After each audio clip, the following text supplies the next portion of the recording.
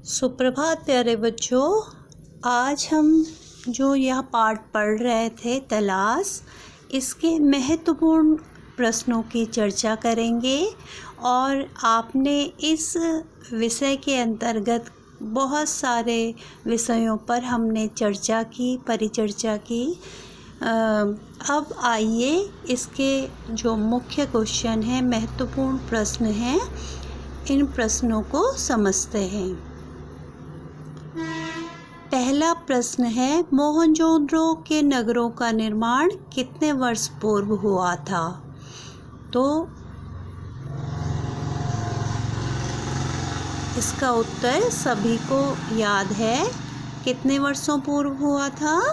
5000 वर्ष पूर्व। सिंधु घाटी सभ्यता की क्या विशेषता थी?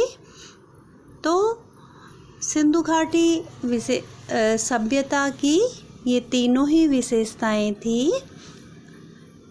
आधुनिक सभ्यता थी ये, दूसरा संस्कृति विकासमान थी, सुलभ जीवन जीने के लिए पूर्ण सुविधाएं थी।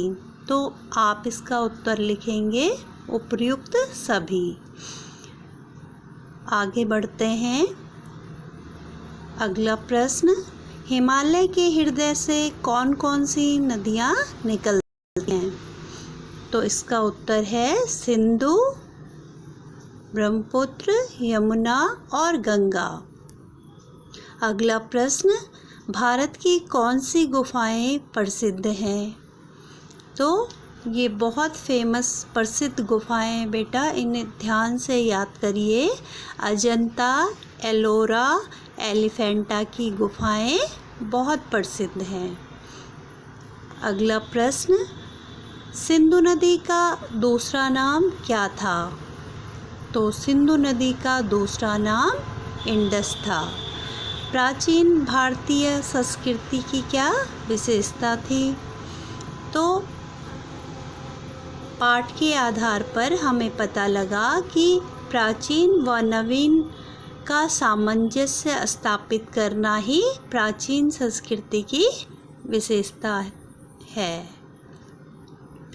अगला प्रश्न, क्या कारण था कि भारत अपनी शक्ति खोता चला गया? तो इसका उत्तर सही है, संकीर्ण धारणाओं को अपनाने के कारण भारत अपनी शक्ति खोता चला गया। और बच्चों, इन MCQs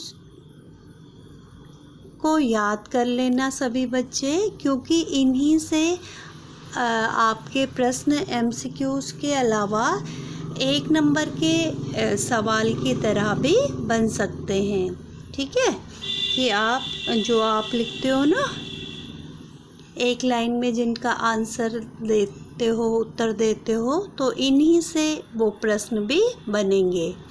आगे अगला प्रश्न, कितने वर्षों पहले कुंभ मेले का वर्णन चीनी यात्रियों एवं दूसरे लोगों द्वारा अपनी यात्रा वृत्तांत में किया गया?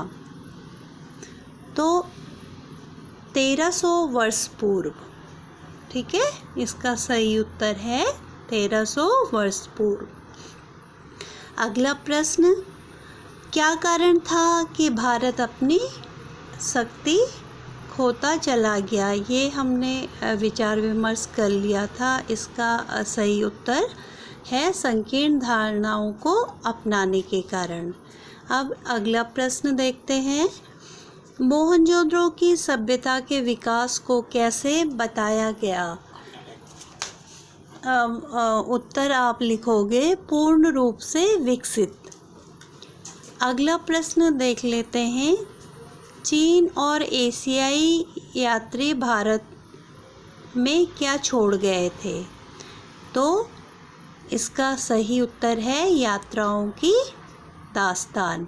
तो इस प्रकार बच्चों, आपके इस पाठ से कई महत्वपूर्ण अन्य प्रश्न और बनेंगे और आप इस पाठ को बड़े ध्यान से पढ़ेंगे। मैं आपसे और इसी प्रकार के प्रश्नों की चर्चा करूंगी। आप सभी इस प्रकार के प्रश्न अपने आप भी बना सकते हैं। आशा करती हूँ आपको ये समझ में आया होगा। धन्यवाद।